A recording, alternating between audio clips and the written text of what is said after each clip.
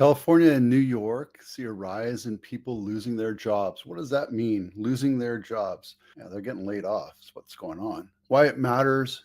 In November, layoffs increased in California and New York, marking sharp contrast to national trends where overall layoff and discharge rates remain stable, according to data from BO. Almost 90,000 people got laid off in California, and in New York, 40,000. The rise of layoffs in these two states, particularly striking as industries in other regions have started stabilizing. Analysts point to economic pressure, including challenges in key industries like tech in California, financial services in New York, as driving these trends.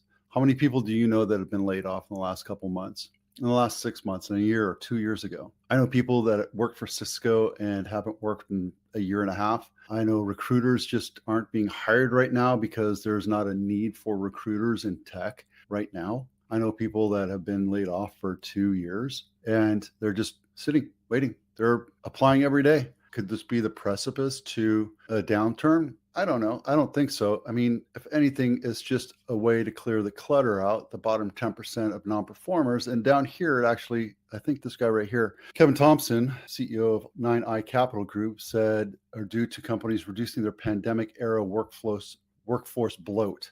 I don't remember a workforce bloat. I remember people saying that they don't want to work or they're going to work remotely, but I don't recall a massive increase in employees during the pandemic. So I don't know about that. In August, revealed plans to cut roughly 15,000 jobs due to disappointing earnings in Cisco Systems, which does this cyclically. I know two people that have worked for Cisco for years, decades, and they're laid off, mostly because of right? And it's a thing. I get it. Nothing you can do about it. I guess you could do a class action lawsuit against the entire industry like they did for the National Association of Realtors, but who wants to pick that up? And what value would a lawyer get out of something like that? New York, on the other hand, has faced challenges with large private equity and financial firms relocating to Miami and South Florida because of taxes. That's just normal type of stuff. So I think all in all, it's just something to be aware of. If you're interested in reading this article, it's in my blog. Blog link is down below and in all the descriptions that I have.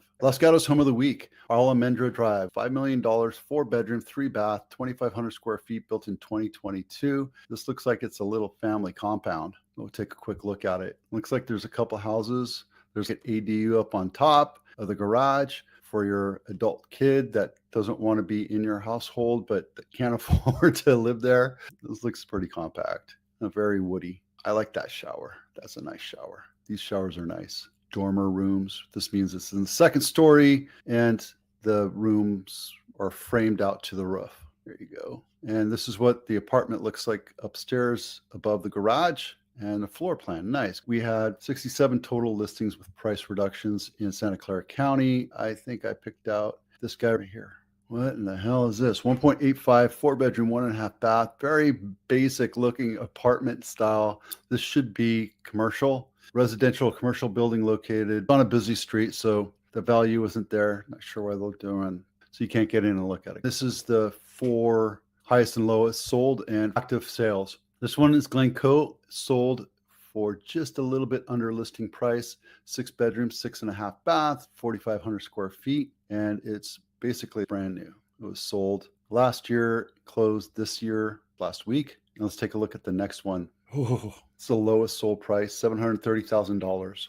2-bedroom, 1-bath, 790 square feet. Yeah, people used to live like that back in World War II, post World War II, right? During the baby boomers, this was a brand new house and it was the standard. 2 whole bed pictures. There you go. Not much to say other than this is in San Jose, but that was a baby boomer type thing. And here's the listings right here. Price reductions is almost 11% of the active for sales, whereas during the holidays, we saw it go up to 22. There you go. That's Tuesday. I didn't do yesterday because it was MLK Day, and I just did it a few minutes ago. It's going to be a hectic year. There's going to be a whole lot more sellers putting their houses on market. The buyers are still there. I don't think that we'll have a glut of inventory. I think we're still going to be starving for inventory, even though people want to move. I think people have sat in their houses long enough